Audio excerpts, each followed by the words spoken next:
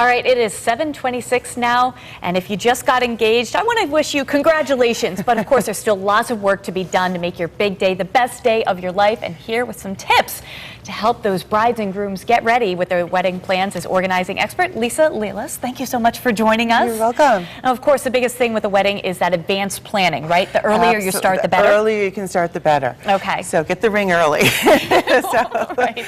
That should be step number one, yes. I think. But the binder, I think that might be step number two. Yeah, you know, you can't live without a binder to put all your materials, all your pre-planning, items into one place. So you have it sorted through, the reception, the caterers, that kind of thing. Right. Florists, everything together in one wedding planning binder. I think that's a great idea. Yeah. Now, do you put it in chronological order, or do you categorize? I would categorize it. You can put, the tabs in there, and then label each of the tab. And then you can even do tear sheets from your favorite magazine of, dresses you want to look at, or flowers you like, that kind of thing, and just slip them right in there. So. All right. Now, one of the most important things is budget, of course. Absolutely. Do you think that organizing helps you to stay on budget? Absolutely. Okay. Really, and set a budget.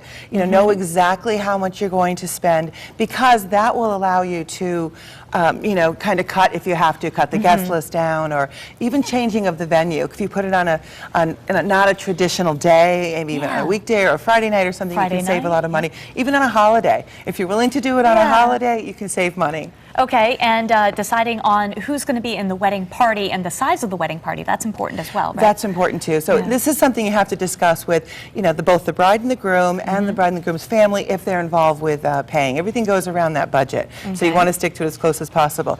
But making a checklist, having a master checklist and categorizing it by, whether it's, 9 months in advance, 6 months in advance, what you need to do the month before, and use this as the first page of your binder. So you can quickly have a at a glance schedule. I think that if I were doing this, I would not only want to know what things I need to accomplish by certain dates, but also what needs to be paid by that date too. Absolutely, absolutely. So you want to make sure everything's paid, hopefully, before the wedding, and so you're not writing checks the day of the wedding. Right. But even 6 months before, sending out a save the date card is really important, because people they get busy, and if you want your guests there, and also a note to guests, when you get an RSVP, when you get an invitation, RSVP as soon as you can, because it does allow the bride and groom to send out another invitation should they be limited to a guest list size. That makes sense. And also don't forget to use a microphone. If you have a wedding larger than 30 people, especially if it's outdoors and there's a lot of outdoor wind and elements,